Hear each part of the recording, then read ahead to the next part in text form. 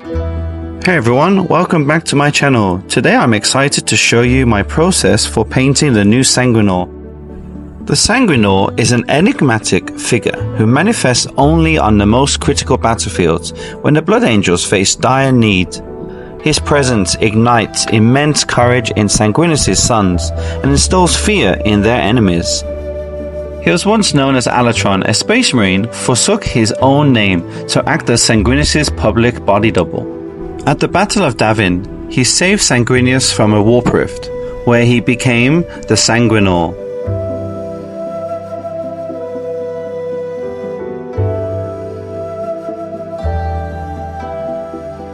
I like to sub-assemble the head and the body separately so I can paint the pipe around the neck. So I use decayed flesh, a very dark kind of color. It's perfect for the base coat for golds. I really recommend it. It's from scale 75. You can use an airbrush for this, but I'm just trying to use a brush for this video, just so it's achievable with an airbrush or without an airbrush. I also do the head as well at the same time. Now I use Dwarven Gold. It's a warmer gold, and I dry brush from above and I go down. And it's not too heavy, but it's not too light either. When the paint thins on the brush, I actually go up as well, just to kind of create a nice transition between the dark kind of gold color and the Dwarven Gold. I now use Liquitex Burnt Sienna ink, and I kind of cover the whole model with it. I thin it down in some areas, but it's just straight from the bottle. And then what I do, I use this as like a little, so some areas I've missed with the dry brush, or it's a bit chalky, or it's just not covering that well. Those areas are quite dark, so I want to add a bit of color to it. Then once that's dry, I go back with a gold and I dry brush just like the previous step. This is Elven Gold, a very bright gold. And then I just do the same thing again now. And you can see already like the different tones it has due to the different golds that I've used. And again, I do with the head. So I like to use these golds, gold from Green Stuff World and Antique Gold. They're quite similar when you first see them, but actually the Antique Gold's a bit darker. It's kind of like a bit of a brass color. I also use Pigment Fixer. I found this works really well for mixing with this powder, this pigment, and it really adheres well to the actual model itself. I've used other thinners and it just becomes powdery. It just like powder would appear on my fingers if I touch the model. But with this stuff, it hasn't really came off, and it dries really fast. And yeah, I recommend it. Well, it is Pigment Fixer after all. So I guess that's what its job is, right? To fix it. And you can see immediately, once I dry brush this gold over it, it's just popping now. It looks so cool. And it's actually reflective as well. It's such an amazing paint. I'm so glad I use it. I use it a lot for my Custodes and my Stormcast as well. But I'm just finding out ways to use it without an airbrush. So this is kind of my first time using it like dry brushing. And I prefer this more now. So I'm going to go back to my models and dry brush them with this gold. I sometimes use a gloss varnish, just in case it gets chipped, and just give it extra protection. And it's still shiny, but if you don't want to lose that proper glistening shine, you don't have to airbrush it with gloss varnish. I base coat the wings with Sky Grey. It kind of looks like Fenrisian Grey, but it applies much better, because Fenrisian Grey is more like a layer paint, so it takes a few coats, but it's still fine, I guess. Now I use grey brown, and for this part I cover all the parchment. And I actually started painting the base also, but I don't know, it's fine, but my base will actually be a more orangey color, so it probably wasn't the most suitable.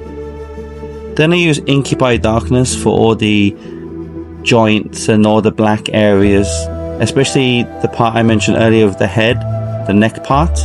That will also be painted too.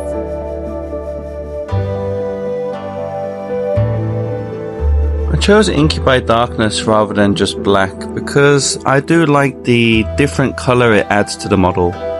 It just makes it a bit more interesting. Some people even use like a lighter color, like a Thunderhawk blue, and then they use like non-oil shade over it, or they use some kind of contrast paint over it too. It's up to you really. Now I use silver to paint over the halo and other areas that need to be silver. It's up to you really. I kind of make it up as I go along, because if it's too gold, it looks a bit boring, you know. You need to add different areas of interest to separate the whole model up.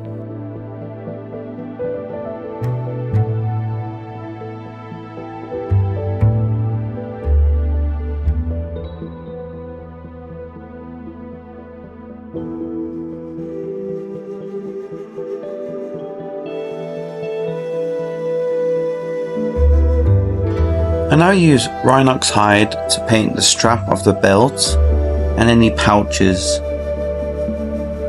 I use panel liner from AK Interactive. This is sepia, and I just let it go into all the recesses. Once it dries, it does kind of dull down the metals, so that's something to be wary about, to try not to add too much. I also added it to the parchment areas too, just to see how it works and see if it fills in the gaps really, because usually I'll just use Agrax Earthshade or something. So now I use red, and as I'm painting this model, I really find out there's not too much to it, as it's mostly gold, right? So yeah, it's just the shoulder pads, but there are a lot of blood drops around it, and you got to be very careful of those ones, as I found it's quite easy to go overboard with the red and then it might spill. So yeah, just be careful. I used this paint from Scale 75, Peridot Alchemy, and I just thought I'd just try it, and I use it as like because as I mentioned earlier, it became very dull after adding the panel liner. So once I started adding this onto the raised areas, like a spot highlight, it really brought that shine back, and it really added a bit more depth to the actual gold parts. So I mainly focused on the areas that would be catching the light the most.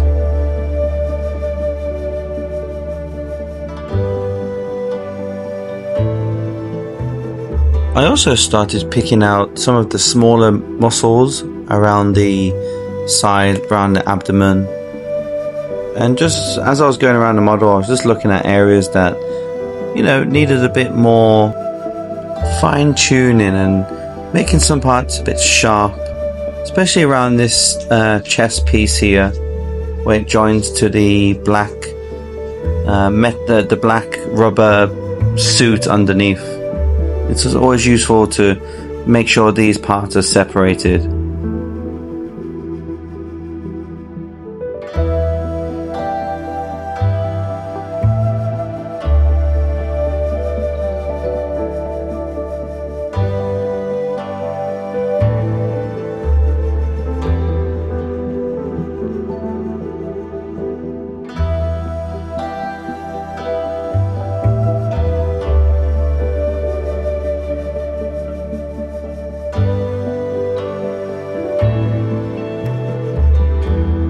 I now use a brighter red, Mephiston red, and what I do now, I try and add a bit of a highlight to the shoulder pads, and I focus this mainly at the top, the highest part of the shoulder pad.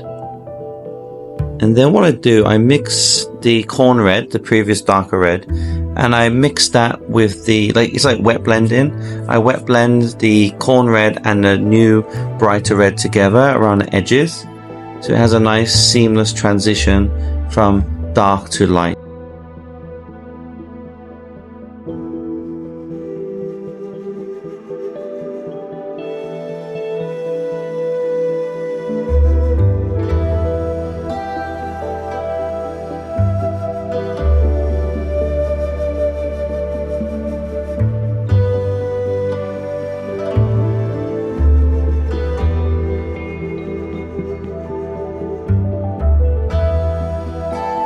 I also paint some of the Fiston red on the bottom parts of the I was going to say teardrops, the blood drops. I focus mainly on the bottom part of the blood drops as well. Then once it's dry, I go back to again with pure Mephiston, and I just kind of glaze over it now and just try and smoothen it out. Then I use Evil Sunz Scarlet, a lighter red, and this is it's the same thing again, but I stipple it now. I stipple it in the center of this Mephiston red, and you can see it's slowly building up now to a lighter red from dark to light. And I've just added some water to my brush now, so there's no paint in my brush, and what I've done, I've just used water to move the paint around. And you can just keep doing this, and I do the same thing to the teardrops again, not teardrops, the blood drops again, and you just keep going backwards and forwards, and you just keep adding to this effect, and until you're happy, if you got a nice smooth blend, you can move on them. So I use Deck Tan now for the parchment from AK Interactive, and this takes a while. It's very boring, but I think it turned out pretty well. You just go left and right, or right and right and right, and you just go along where you can see all the grooves and the lines in the paper, and you just do this really for a very long time, front and back. But I do feel it turned out pretty well. And I also do the same on the edges of the paper or parchment too.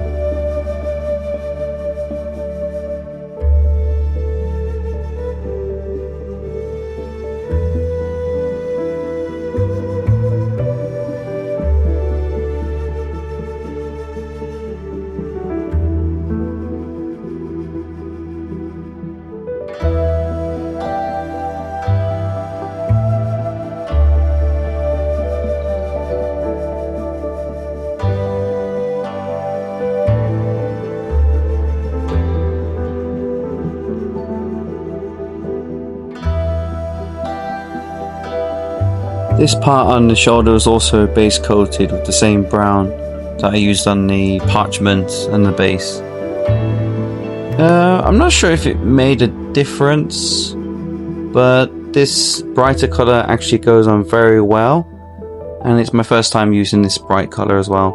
So yeah, I think I recommend it, because you know, some paints, if you go straight on bright white, like for example Citadel paints the Pallid Witchflesh or White Scar, if you paint that directly over something, it's just terrible coverage, powdery, thick, it's not good. So now I'm using this brighter color now, and I use this to only paint the sides of the of the actual parchment on the back. And then I use it as a glaze now, and I just glaze it over all the parchments to kind of have a mid-tone between the dark and the light. Now I use this contrast paint and I go over all the white areas. I'll focus more on the wings on the shoulder, this part here, and the wings on the above the belt. And I make sure it's thin enough, not too thick.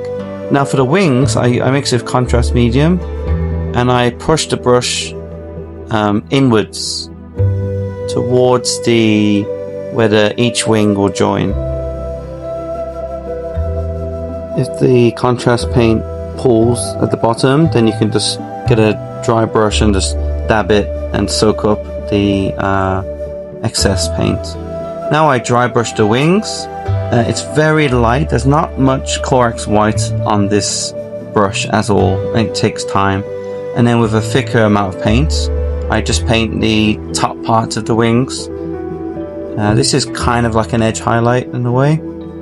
And now this part is quite tricky, but use a really tiny brush or a sharp brush, and basically just pick out each of the feathers. And I do this with the shoulder pad as well. It takes a while. I guess I shouldn't have glued on the backpack and the wings, or just not. I shouldn't have glued on the wings, to be honest, because painting behind the shoulder pad is very tricky with this Luckily I didn't make too many mistakes, like 1 or 2, but it could have been much worse. And actually, if you got less paint on the brush as well, you can even use the side of the brush and kind of edge highlight as well. That saves some time, but you do run the risk of, you know, filling in between each feather. So just be careful. Maybe patience is key, and just take your time and pick out each one. So I use Rakelin Flesh Shade to have a spot highlight, and I just put this into areas that I feel might be not defined enough yet. And I also want to add some different tones again to the armor. So now I use Word Bearer's Red. It's quite, I haven't used this paint that much, to be honest. It does look like corn red, but it's much more orange once you paint it on the model. And it's kind of like a dry brush, but it's like a heavy dry brush, but there's quite a bit of paint on the brush. Now I use Troll Slayer Orange and do the same again. The Word Bearer's Flesh is the Word Bearer's Red is actually still a bit wet, so this is kind of like wet blending, but it's quite a thin paint, this Troll Slayer Orange, so you might have to go over it again and again just to build it up. And then I used this paint just to dry brush all over it. Again, it's quite a thick dry brush too, and that just helps. It wasn't, because I felt when I used orange it was a bit too bright, so I just kind of toned it down. So I used Techless Blue for the blade now. This is a very tricky part. It involves a lot of wet blending, and you've got to get the consistency just right. So I'm using the air paint, and it's good for wet blending, but at the same time, with blues and reds, they may be too thin, and it takes a bit of finesse, so you've got to get used to it. And because it's wet, I can blend these parts in pretty easily, but it's a little bit rough, so there's a lot of back and forth going on. And then sometimes I will like here I've added some Incubi Darkness to the brush, and then I mix that, and then I wash it off, and then I add some more Techless Blue onto the brush, and I apply that as like kind of a glaze. There's a little bit of water on it as well, and you've just got to keep going backwards and forwards and picking it out.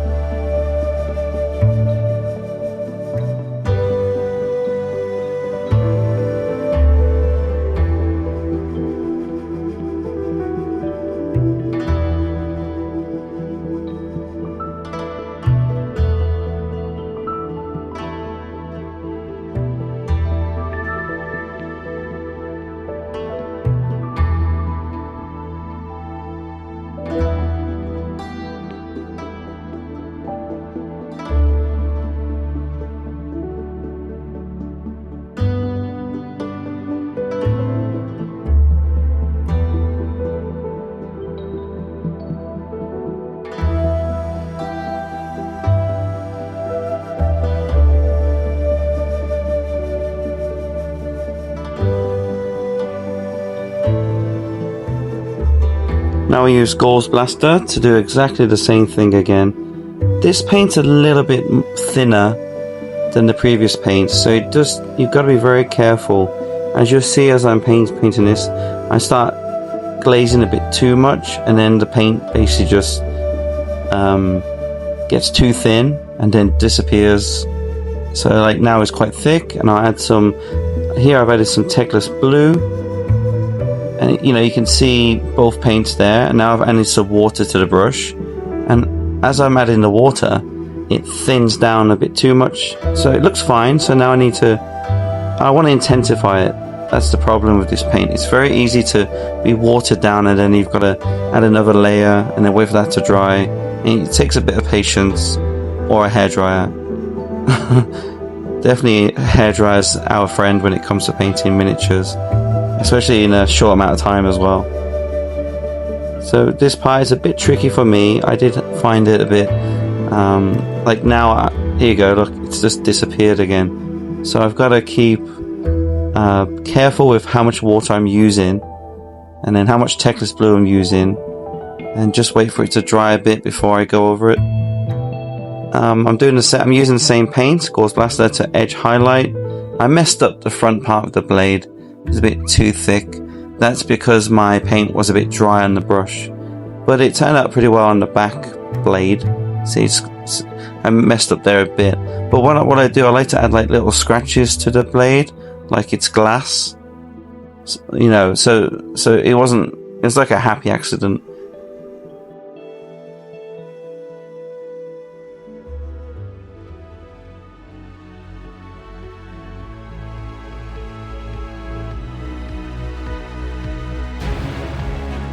And the Sanguinor's finished.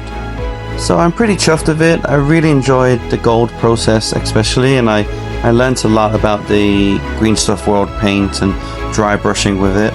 So I'm definitely going to be using that in the future. I hope you enjoyed the video, and I hope it was useful. I hope you learned from my mistakes too. Please subscribe if you want to see more, and give us a like. It lets me know I'm doing the right thing. And share some of your comments in the comments section. I'd love to hear your views and any requests as well for future videos. Bye.